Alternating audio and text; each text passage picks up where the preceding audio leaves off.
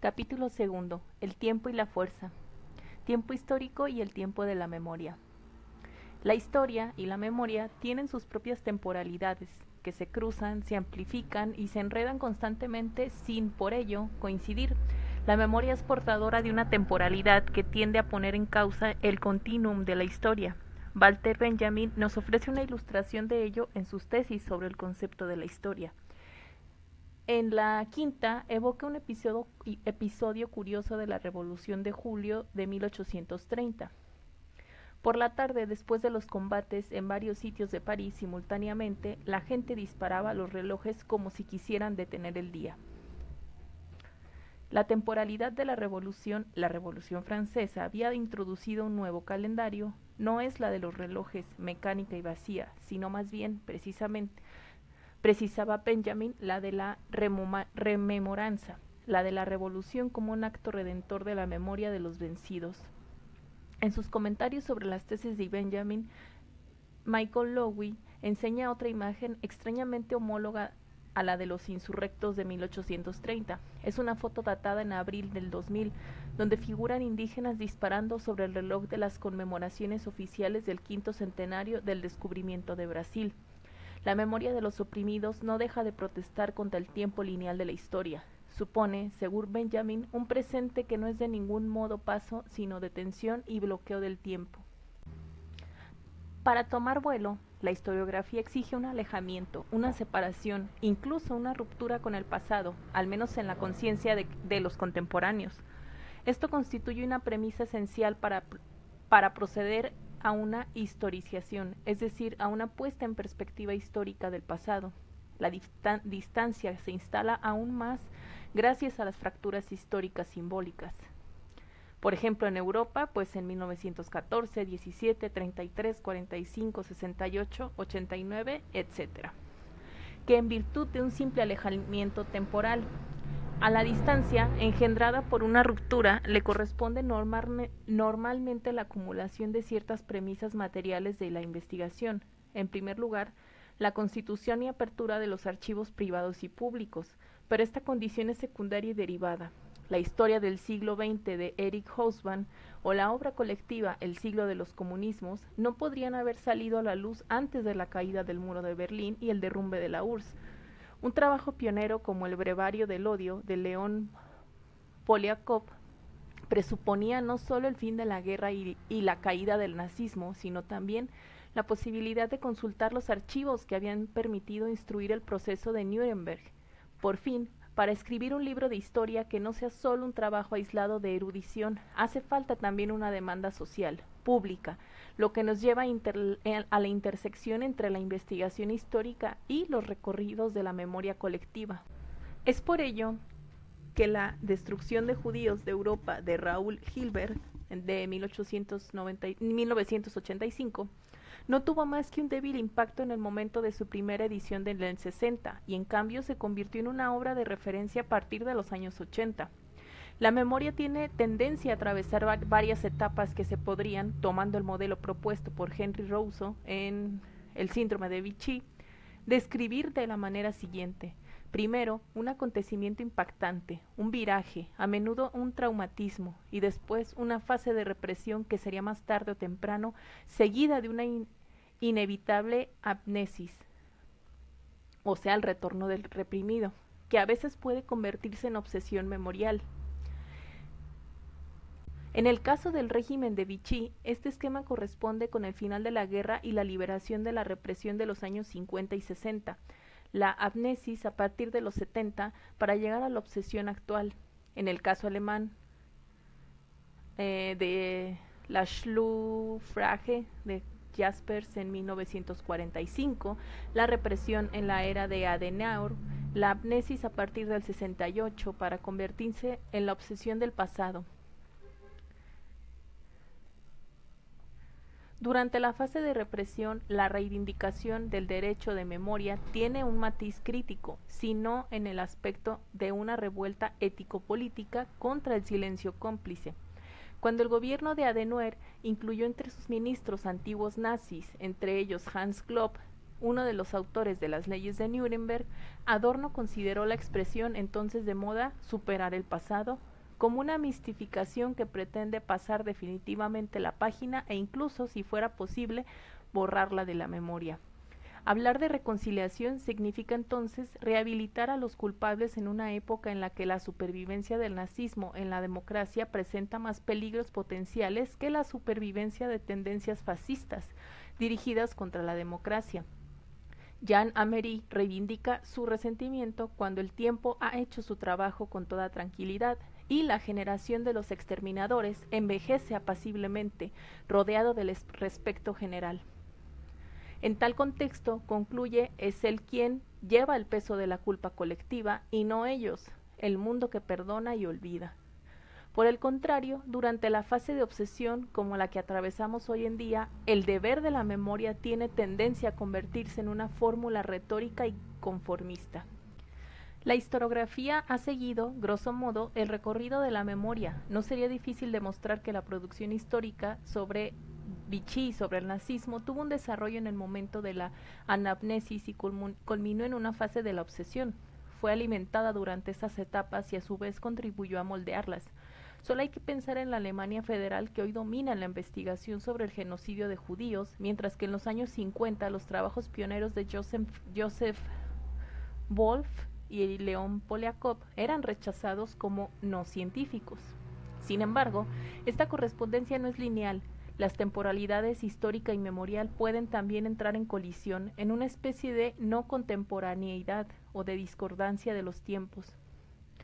Los ejemplos de coexistencia de temporalidades diferentes son innumerables. La literatura, el cine y una inmensa producción sociológica han analizado el conflicto entre tradición y modernidad que, sobre todo en las grandes ciudades, toma parte de una ruptura generacional entre padres inmigrantes e hijos nacidos en el país de acogida. Los judíos polacos de Nueva York, descritos por Isaac Bashevis Singer, los pakistaníes de Londres retratados por Qureshi, los italoamericanos puestos en escena por Martin Scorsese en sus primeras películas, yuxtaponen en el seno de una misma familia visiones del mundo y modos de vida diferentes que remiten a percepciones del tiempo y a memorias totalmente diferentes, a veces incompatibles. Los zapatistas de Chiapas hacen cohabitar el tiempo cíclico de las comunidades indígenas con un proyecto político de liberación que se inscribe dentro de un relato marxista de la modernidad, aunque haga desaparecer las mitologías progresistas, y también en el presente perpetuo del mundo contemporáneo, el de la dominación globalizada que ellos combaten. Quisiera tomar como ejemplo un caso significativo y paradójico de la discordancia de los tiempos, de colisión entre la mirada histórica y la mirada colectiva. La recepción del ensayo de Hannah Arendt sobre el proceso de Eichmann en Jerusalén, cuyo subtítulo La banalidad del mal, suscitó el escándalo. Este proceso significó precisamente un giro que puso fin a un largo periodo de ocultación y de olvido del genocidio judío e inicio de una anamnesis. Por primera vez, el genocidio judío se convirtió en un tema de reflexión para la opinión pública internacional, mucho más allá del mundo judío. Fue también un momento catártico, de liberación de la palabra, porque un gran número de supervivientes del exterminio nazi acudieron al proceso para librar su testimonio. Ahora bien, en el momento en el que el mundo tomaba conciencia de la amplitud del genocidio judío, que aparecía como un crimen monstruoso y sin precedentes, Hannah Arendt focalizaba su mirada en Eichmann, un representante típico de la burocracia que encarnaba a sus ojos la banalidad del mal. Arendt, cuyos escritos de los años 40 prueban que fue uno de los primeros, en medio de un mundo ciego, en mensurar la medida del crimen, ya no se fijaba en las víctimas, sino en el verdugo. Adoptaba lo que Raúl Hilbert definiría mucho más tarde como la perspectiva del ejecutor, un ejecutor al que, por fin, podía mirar cara a cara en carne y hueso. Adoptando esta perspectiva, se le confrontaba a un crimen monstruoso perpetrado por ejecutadores que no eran más monstruos invadidos por el odio y el fanatismo, sino gente ordinaria. Los observadores y comentaristas del proceso, al contrario, habían adoptado otra perspectiva, la de la memoria de los supervivientes que revivían su sufrimiento en el presente. La herida estaba todavía abierta y sangrante. solamente había sido escondida y aparecía ahora a la luz del día. Su atención estaba focalizada en los testimonios dramáticos evacuados del proceso por los supervivientes frente a los que Eichmann no era más que un símbolo. En tales circunstancias, la banalidad del mal evocada por Hannah Arendt no apareció como una noción susceptible de aprender los móviles y categorías mentales de los ejecutores, sino simplemente como la tentación de banalizar un crimen de los peores de la historia de la humanidad. El esquema tomado de Rousseau puede, sin embargo, conocer numerosas variantes. En Turquía, por ejemplo, la memoria y la historia del genocidio de los armenios no pudieron nunca elaborarse ni escribirse en el espacio público. Se constituyeron fuera y en la diáspora el exilio y en el exilio americano, con todas las consecuencias que esto conlleva. Por un lado, la memoria se ha erigido no solo contra el olvido, sino sobre todo contra un régimen político que oculta y niega el crimen en el presente. Por otro lado, la escritura de la historia ha sido obstruida, ya que la ocultación pasa por el cierre de archivos y la multiplicación de obstáculos de la investigación. La represión puede perpetuarse bajo otras formas. La memoria del estalinismo es profundamente heterogénea, ya que al mismo tiempo es memoria de la revolución y del Gulag, de la gran guerra patriótica y de la opresión burocrática. Acompañó, durante largos decenios, un régimen en el poder. En este contexto, su expresión pública aparecía como una forma de lucha contra un régimen que ni se podía catalogar en el pasado ni poner a distancia. Esta memoria aparece hoy asfixiada 10 años después de la caída de la URSS. El proceso de integración del recuerdo del estalinismo en la conciencia colectiva había iniciado en los años 80 con Gorbachev, cuando se multiplicaban las asociaciones de antiguos deportados y las peticiones de rehabilitación de las víctimas. El movimiento fue bruscamente detenido con la presidencia de Yeltsin, que marcó un giro. El trabajo de duelo y la apropiación de un pasado prohibido ha dado paso a una rehabilitación masiva de la tradición nacional. La vergüenza, unida a la toma de conciencia del estalinismo, ha sido reemplazada por el orgullo del pasado ruso. Un fenómeno análogo caracteriza a los países del eximperio soviético, donde la introducción de la economía del mercado y la emergencia de nuevos nacionalismos ha marginalizado totalmente el recuerdo de las luchas por un socialismo de rostro humano. En Italia, donde el antifascismo ha sido el pilar de las instituciones republicanas nacidas al final de la Segunda Guerra Mundial, la interpretación histórica del fascismo ocurre más de 30 años. Ha sido indisociable de su condena ética y política. A partir de finales de los años 70 se inició una nueva lectura del pasado mucho más cuidadosa de sacar a la luz el consenso sobre el que se apoyaba el régimen de Mussolini y, al mismo tiempo, muy decidida a liberarse de las constricciones de la tradición antifascista. Durante los años 90, este giro historiográfico se ha acentuado con el fin de los partidos que habían fundado la República, es decir, el Partido Comunista, la Democracia Cristiana y el Partido Socialista, y la legitimación de los herederos del fascismo como forma de gobierno, o sea, la actual Alianza Nacional. Esta transformación ha venido acompañada de una vuelta de lo reprimido, o sea, el fascismo, en el espacio público con efectos inesperados y paradójicos. Por un lado, se ha traducido en el fin del olvido de las víctimas del genocidio judío, antes sacrificadas en el altar de la Guerra de Liberación Nacional, en la cual todos los deportados se convertían automáticamente en mártires de la patria, en deportados políticos. Y, de otro lado, en la rehabilitación del fascismo, es decir, de su perseguidor. La crisis de los partidos y de las instituciones que encarnaban la memoria antifascista ha creado las condiciones para la emergencia de otra memoria, hasta ahora silenciosa y estigmatizada. El fascismo es ahora reivindicado como un trozo de historia nacional, el antifascismo rechazado como una posición ideológica antinacional. El resultado ha sido que en el otoño del 2001, un discurso oficial del presidente de la República, Carlo Azeglio Ciampi, conmemorando indistintamente a todas las víctimas de la guerra, es decir, judíos, soldados recientes, milicianos fascistas, desde ese momento llamados afectuosamente los muchachos de Saló. Dicho de otra manera, una conmemoración conjunta de los que murieron en las cámaras de gas y quienes los ficharon, los detuvieron y los deportaron, como si rindiendo un homenaje a su memoria, el Estado no tuviera que pronunciarse sobre los valores y las motivaciones de sus actos, o aún peor, como si pudiera poner en el mismo plano verdugos y víctimas, objetos de memorias simétricas y compatibles. En esta perspectiva, la institución por decreto de un día de la memoria para conmemorar a las víctimas de un genocidio judío ha sido lógicamente seguido de otros dos, el Día del Recuerdo y el Día de la Libertad. El primero evoca a los italianos expulsados de Istria en 1947, con base en un tratado internacional, y a aquellos que fueron matados por la resistencia yugoslava entre el 43 y 45 y arrojados a las grietas de las montañas que rodeaban Trieste.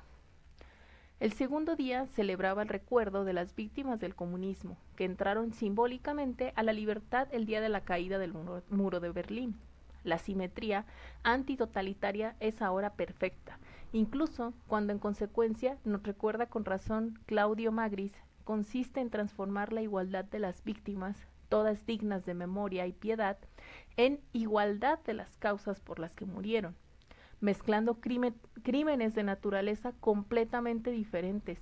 Pero esta simetría antitotalitaria coincide ahora con una disimetría de la memoria nacional que mantiene el recuerdo de las víctimas italianas de la resistencia titista, pero olvida tranquilamente a las víctimas yugoslavas de la ocupación del fascismo italiano, cuya violencia a menudo tomó rasgos parecidos a la de los nazis en el frente oriental.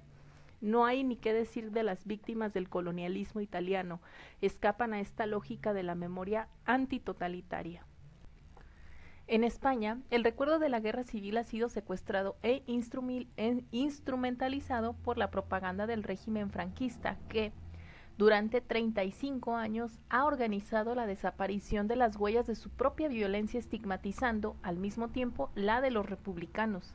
Cuando murió el dictador en el 75, la elección de una transición pacífica a la democracia en el marco de las instituciones monárquicas fue aceptada por el conjunto de las fuerzas políticas, tanto de derecha como de izquierda, que compartían la preocupación de evitar una nueva guerra civil.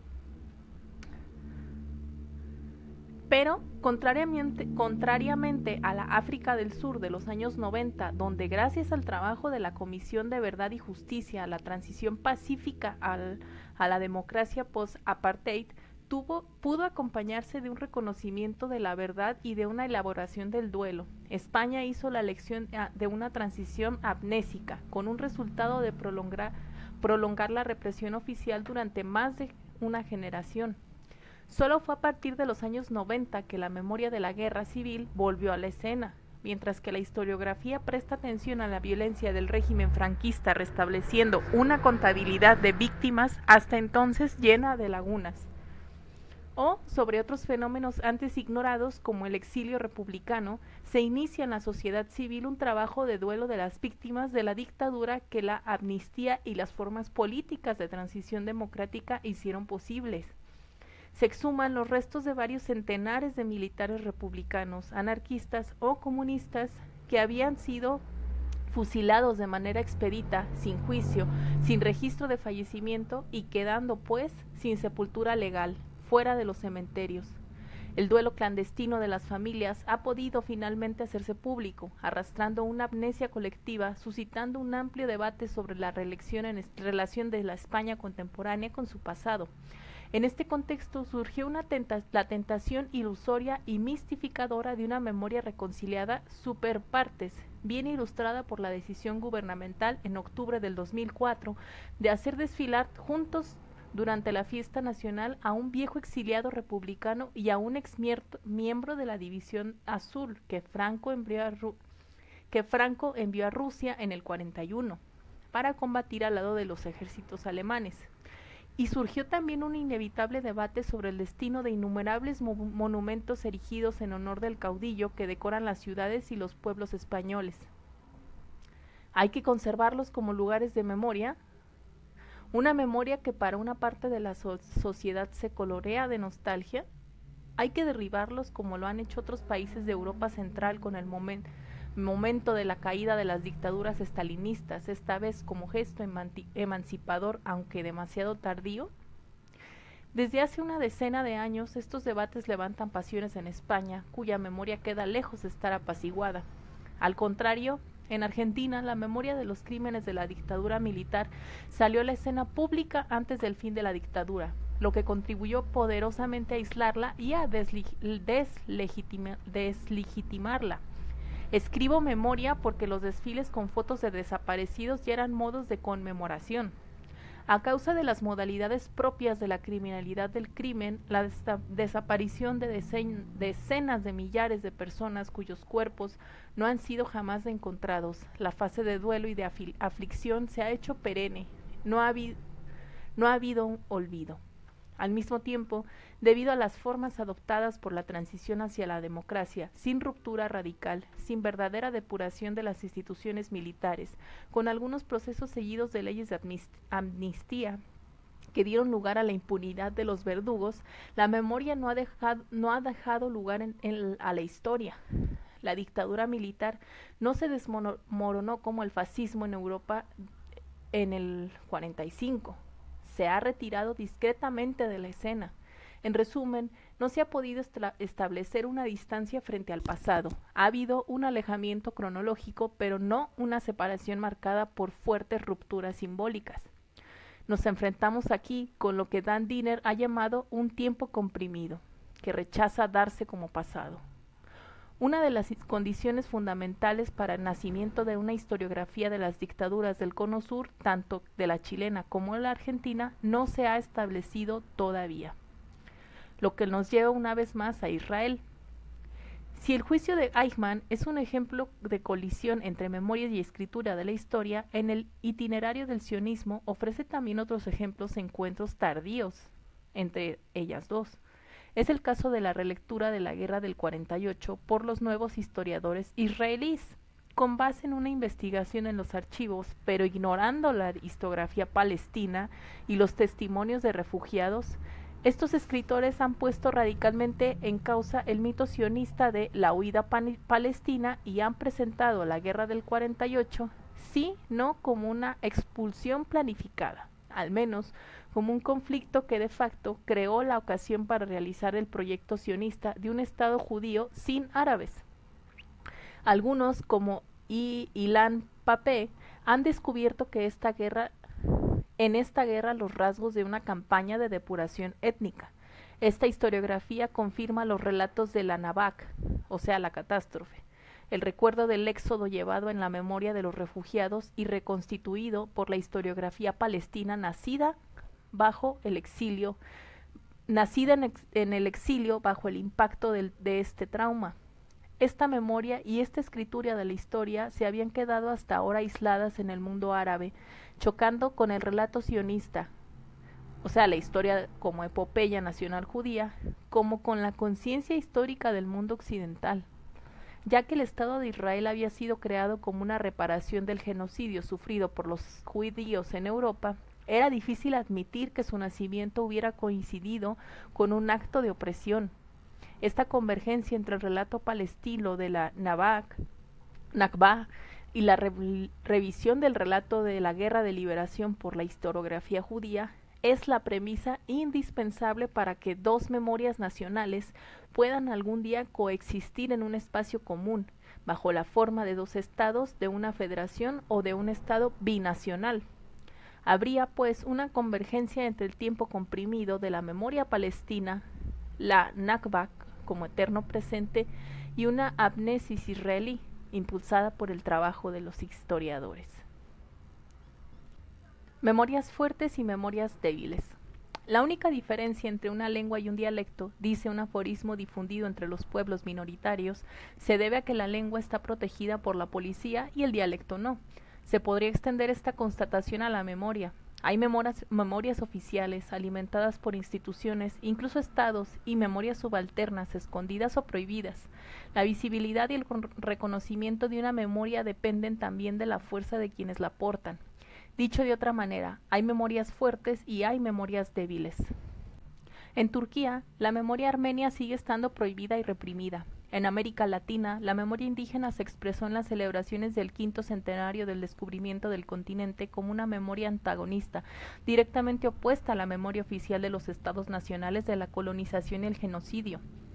Fuerza y reconocimiento no son datos fijos e inmutables, evolucionan, se consolidan o se debilitan, contribuyendo a redefinir permanentemente el estatuto de la memoria.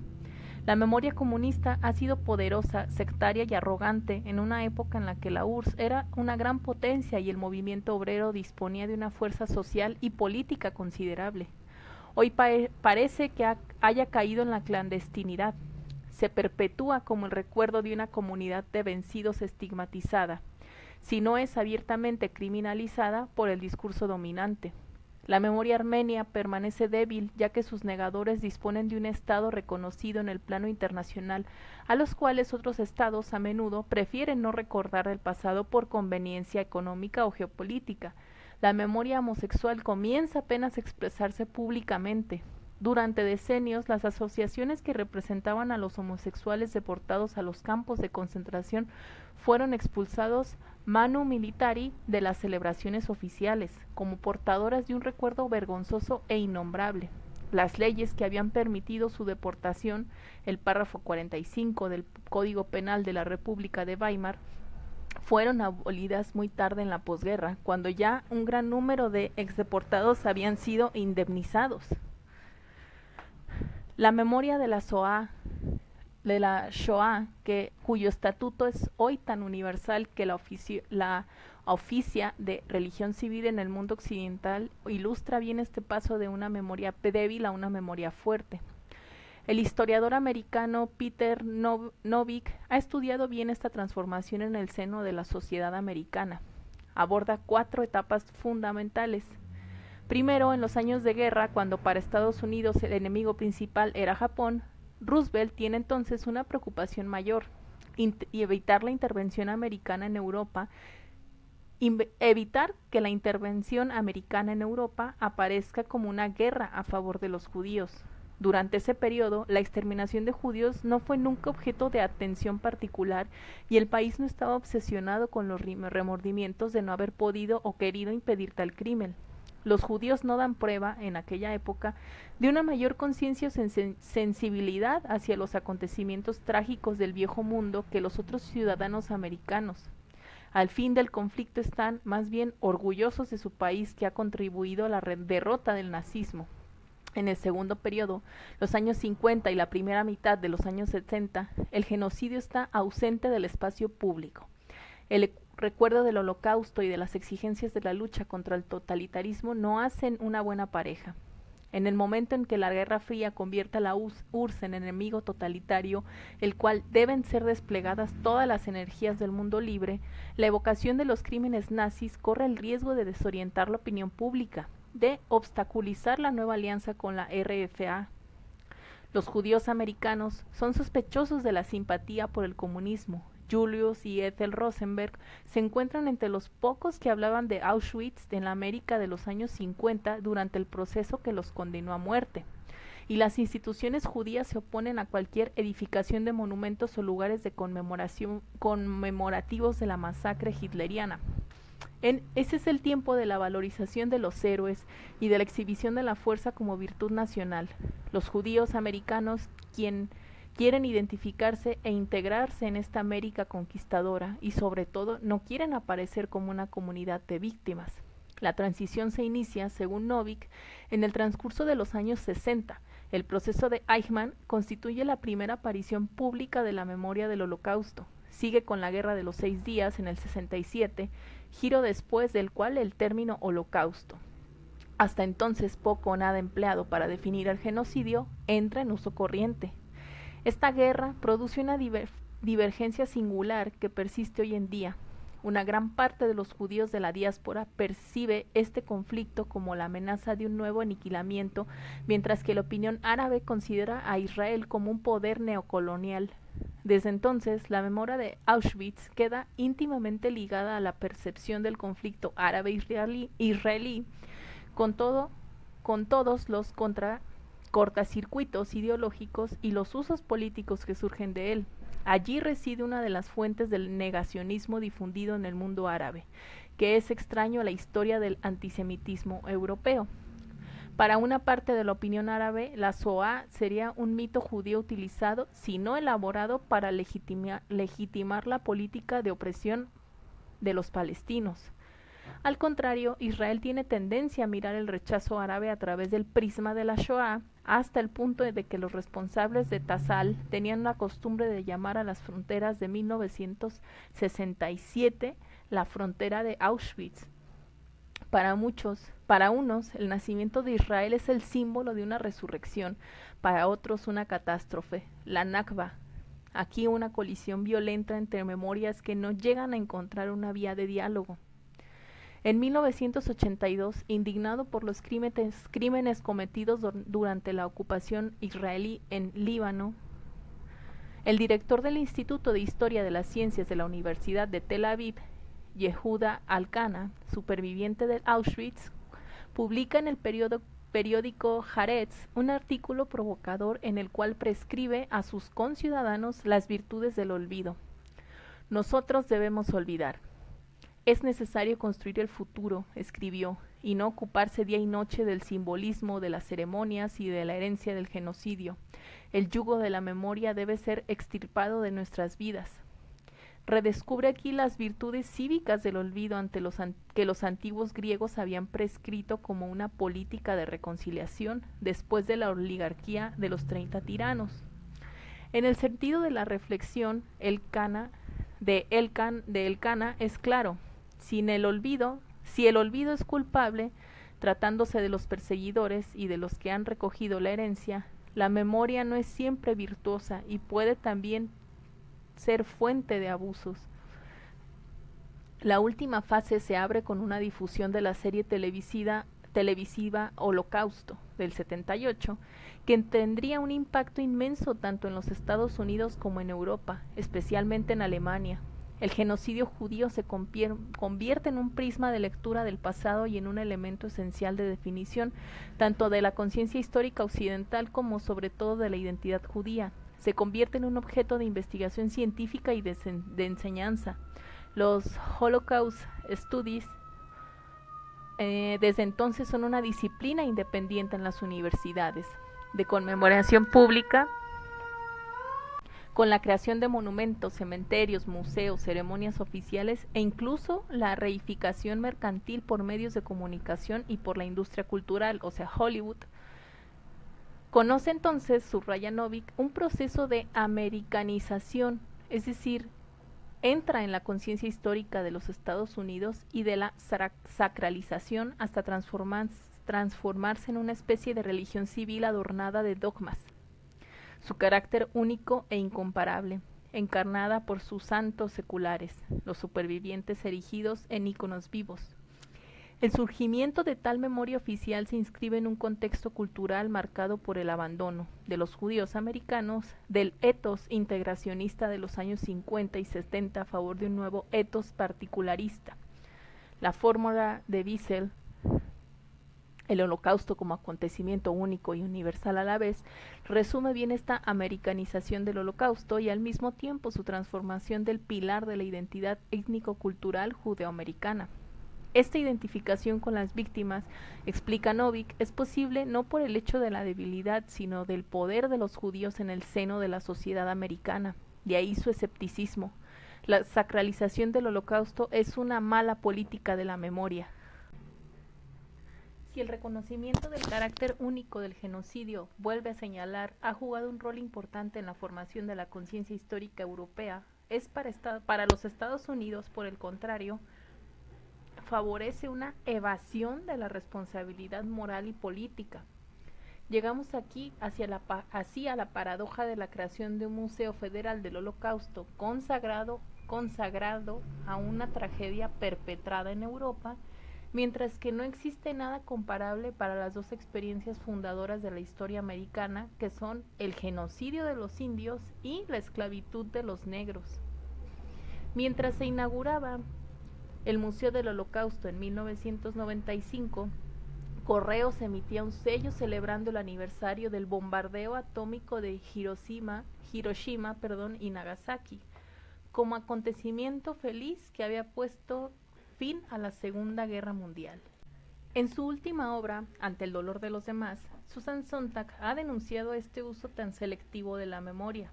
El Holocausto, escribió, ha sido nacionalizado y transformado en vector de una política de la memoria singularmente olvidadiza de los crímenes en los cuales América no ha representado un papel liberador, sino más bien el de perseguidor. Instituir un museo que cuente ese gran crimen que ha sido la esclavitud de los africanos en Estados Unidos significaría recordar que el mal estaba aquí. Por el contrario, los americanos prefieren recordar el mal que estaba allí, del cual los Estados Unidos están exentos. El hecho de que este país, como los otros, tiene un pasado trágico no concuerda mucho con la confianza fundacional siempre poderosa en el destino excepcional americano. En los Estados Unidos, añade Novick, la memoria del Holocausto es tan banal, tan inconsecuente, que no es verdaderamente memoria, precisamente porque es consensual, está desconectada de las divisiones reales de la sociedad americana. Es, entonces, apolítica. Novick, por supuesto, no es el primero en establecer esa comprobación. Hace 10 años, Arno Mayer denunciaba un culto del recuerdo rápidamente transformado en un sectarismo exagerado, gracias al cual la masacre de los judíos se había desgajado de las circunstancias históricas totalmente profanas que le habían engendrado para quedar aislada en una memoria sacralizada, de la cual no le está permitido desviarse y que se sustrae al pensamiento crítico y contextual. Las manifestaciones exteriores de esta memoria fuerte recuerdan al narcisismo compasional denunciado por Gilbert Achcar con ocasión del ritual conmemorativo de las víctimas del 11 de septiembre del 2001. Una vez que las víctimas han sido incorporadas a su imaginario, su conciencia, su memoria, y así han sido transformadas un elemento constitutivo de su propia identidad, Occidente se autocelebra conmemorándolas. Eso no hubiera sido posible nada más terminada la guerra, cuando las víctimas del Holocausto, lejos de aparecer como representantes típicos del mundo occidental, eran percibidas al mismo tiempo como judíos del Este, encarnación de una alteridad negativa y mal tolerada en el seno de las diferentes comunidades nacionales. El silencio de la cultura occidental sobre Auschwitz en el 45 se inscribe a la misma lógica con la que hoy en día reacciona con indiferencia o compasión bastante distante frente a las violencias que asolan el sur o contempla a las víctimas de sus propias guerras humanitarias. Un contraejemplo de memoria fuerte merece, no obstante, ser mencionado. El impresionante memorial a los judíos de Europa asesinados, inaugurado en mayo del 2005 en Berlín, revela un uso público del pasado muy diferente del que se denunció en Estados Unidos por Peter Novick y Susan Sontag.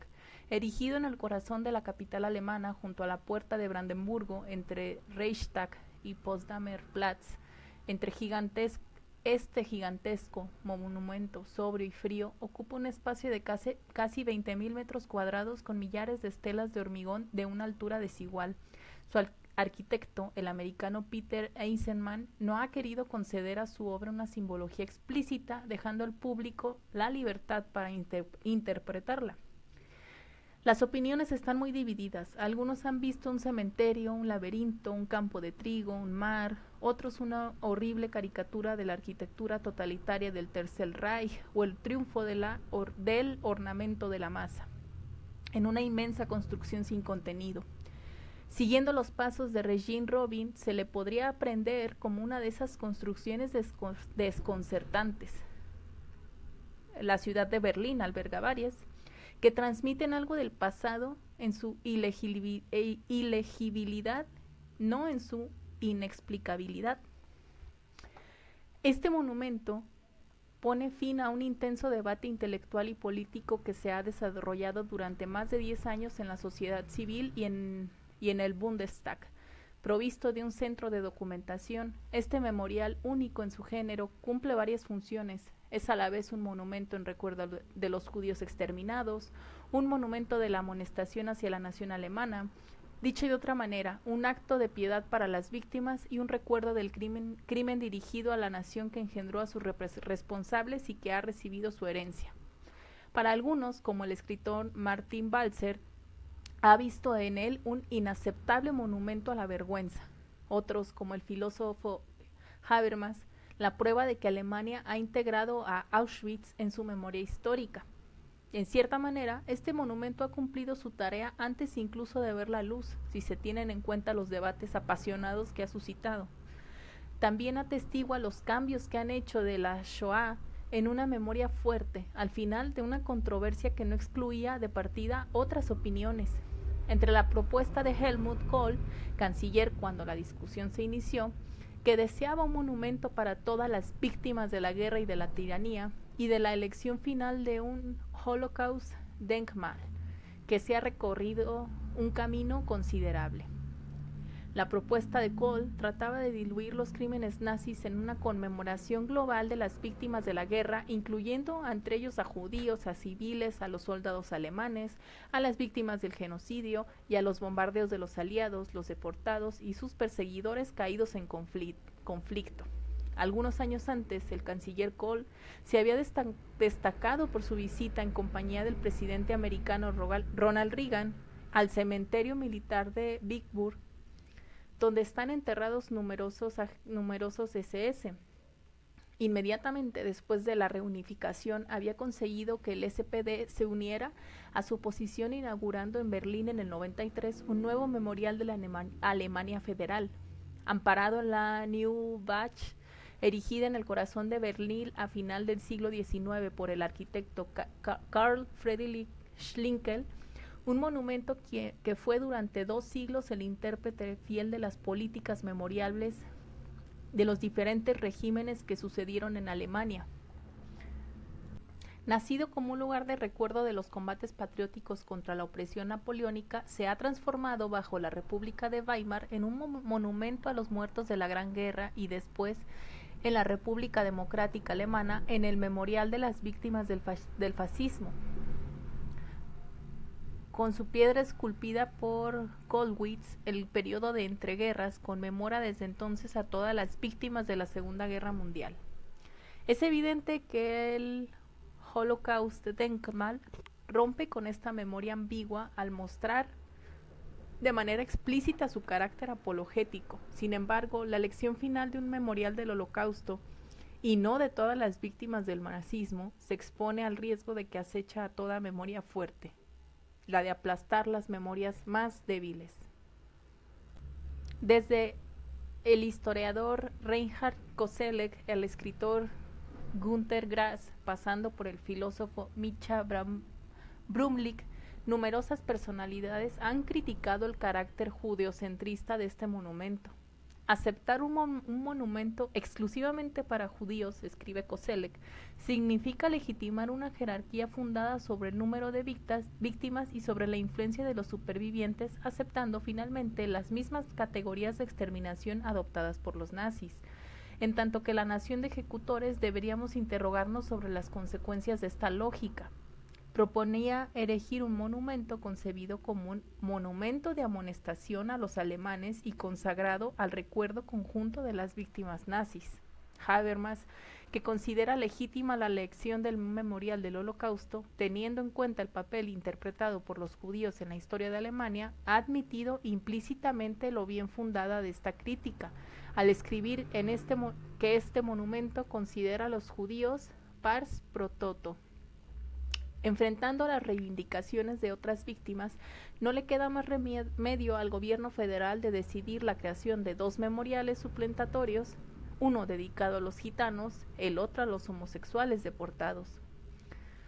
Como memoria e historia no están separadas por barreras insalvables, sino que interaccionan permanentemente, surge una relación privilegiada entre las memorias fuertes y la escritura de la historia. cuanto más fuerte es la memoria en términos de reconocimiento público e institucional, más el pasado de la que es vector devive susceptible de ser explorado y elaborado como historia. El ejemplo de Raúl Hilberg, citado anteriormente, ilustra bien este fenómeno. Al final de la guerra, cuando la memoria del Holocausto era débil, Franz Neumann le aconsejaba cambiar el tema de su tesis de filosofía, diciéndole abiertamente que una investigación de esta naturaleza jamás le permitiría iniciar una carrera universitaria. En efecto, Hilbert fue durante mucho tiempo un marginal en el mundo académico americano, donde terminó su carrera en la Universidad de Vermont. Hoy, la expansión de la memoria del Shoah en el espacio público se acompaña de un desarrollo paralelo a los Holocaust Studies en otros campos. De manera análoga, es casi banal interpretar la emergencia de estudios poscoloniales y del multiculturalismo como una consecuencia a largo plazo de la descolonización, con el acceso de los antiguos pueblos colonizados al estatuto de sujetos históricos y la aparición en el seno de las instituciones científicas de una inteligencia de origen indio o afroamericana. No se trata evidentemente de establecer una relación mecánica entre la fuerza de una memoria de un grupo y la amplitud de la historización de su pasado. No es la fuerza institucional ni la visibilidad mediática de los bóroros lo que llevó a Claude Lévi-Strauss a escribir Tristes Trópicos. Esta relación no es directa, se define en el seno de contextos diferentes y queda sometida a múltiples mediaciones, pero sería absurdo negarla. La memoria de las víctimas de la masacre de Nankín, la capital de China nacionalista, perpetrada por el ejército imperial japonés cuando la ocupación de la ciudad de diciembre de 1937, o las mujeres de Consuelo que fueron forzadas a prostituirse por todas las autoridades japonesas durante la Segunda Guerra Mundial, han quedado durante mucho tiempo circunscritas a sus descendientes sin encontrar expresión en el espacio público. La emergencia de China y de Corea del Sur como grandes potencias económicas ha transformado esta memoria en un elemento de relaciones diplomáticas entre estos dos países y Japón, obligando a este último al reconocimiento de sus crímenes y a la presentación de excusas oficiales. Estas consideraciones son válidas, en buena medida, para la memoria de la Guerra de Argelia. El reconocimiento reciente de los crímenes del ejército francés entre 1954 y 1962 permite ciertamente hablar de una vuelta de lo reprimido, ligada a las etapas de elaboración del pasado colonial francés.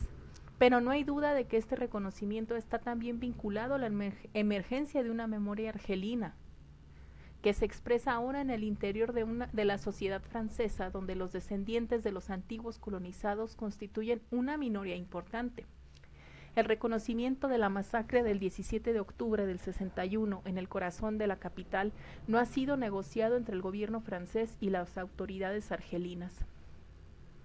Es esencialmente simbólico, se reduce a algunas declaraciones de responsables políticos, a una decisión de justicia o a una placa conmemorativa colocada en presencia del alcalde de la capital, pero no ha hecho su camino en la sociedad francesa. Se trata sobre todo de la consecuencia de un amplio movimiento donde se han conjugado las luchas de una generación beur por la igualdad y para reapropiarse de su propio pasado con los esfuerzos de una historiografía postcolonial capaz de integrar la voz de los colonizados en su relato del pasado. Y también podríamos añadir, con la resistencia de una pequeña minoría de archiveros que, enfrentados a la jerarquía de su corporación, siempre al servicio de la razón del Estado, pusieron la verdad histórica por encima de sus carreras. La emergencia de esta memoria poscolonial ha revuelto la memoria de la izquierda francesa, que siempre había ignorado la masacre de octubre del 61, ocultándola con la conmemoración de sus propios mártires, las 9 víctimas de la manifestación de Charone del 8 de febrero del 62. Así fue reenviada a los olvidos de la memoria, que revelan su sumisión a un imaginario colonial, una jerarquía que daba más valor a la vida de los anticolonialistas franceses que a la de los nacionalistas argelinos. Fin del capítulo 2.